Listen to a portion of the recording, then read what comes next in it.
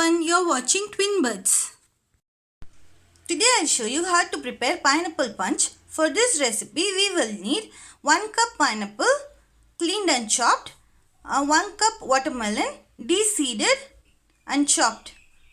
Now we can blend them into a jar and add sugar if necessary. Add pineapple, then add watermelon, add sugar,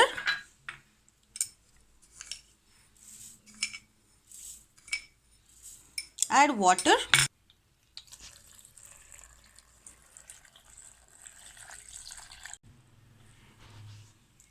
now blend it in a blender.